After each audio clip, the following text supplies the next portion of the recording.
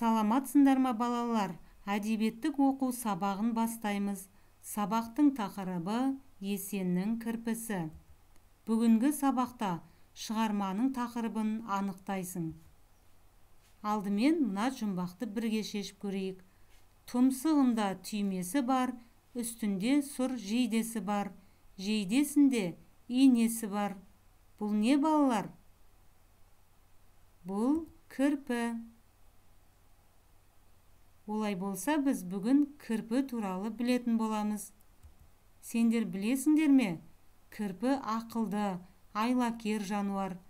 Кірпі ежелгі жануар. Жер бетінде оның 17 түрі бар. Оның денесінде 10 мыңнан астам ине бар екен. Ұйқы кезінде жүрегі минутына 20-60 рет қана соғады, ал қалған кезде 180 рет соғады. Оянғаннан кейін бірнеше күн бойы азық іздейді. Көбінесе құрт, қоңыз, кесіртке және жеміс-жидектермен қоректенеді. Өмір сүру ұзақтығы 5 жыл. Үй немесе хайуанаттар бағында тіршілік жасайтындарында шамамен 10 жыл өмір сүреді. Есеннің кірпісі. Мәтінді жоспар бойынша бөліп оқып көрейік.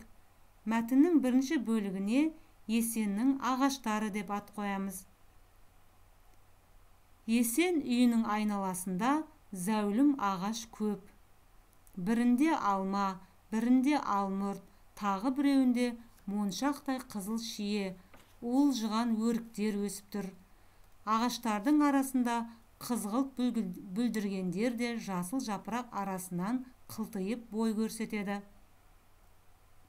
Есеннің аса бір күтетіні өзі егіп өсірген гүлден тіккен шатыр сияқты дөңгелене өскен шоқ ағаш.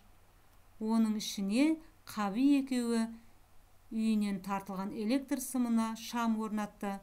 Түнде оны жағып, екеуі сабаққа дайындалады.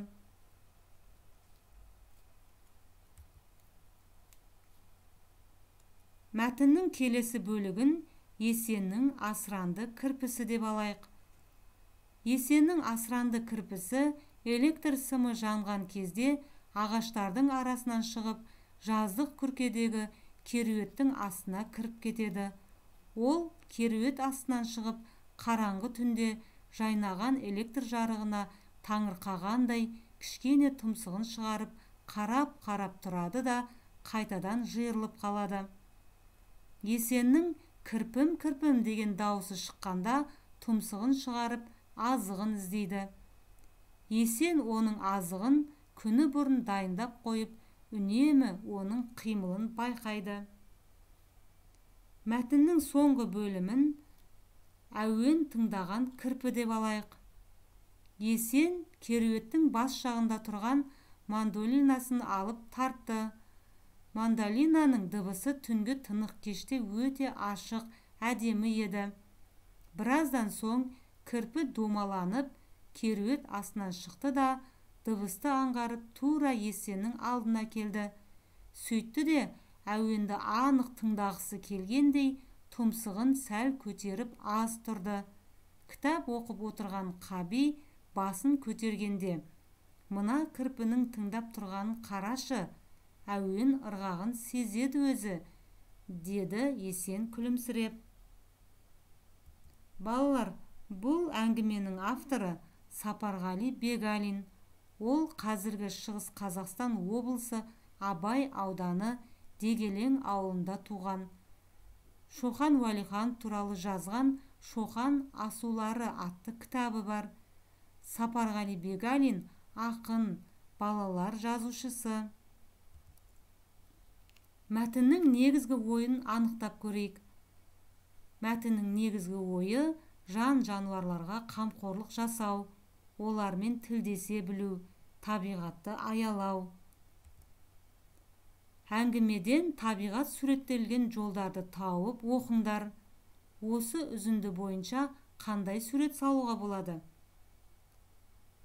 Сурет салып көріңдер. Серпілген сауал әдісі. Балалар, мына сұрақтарға жауап беріп көріңдер.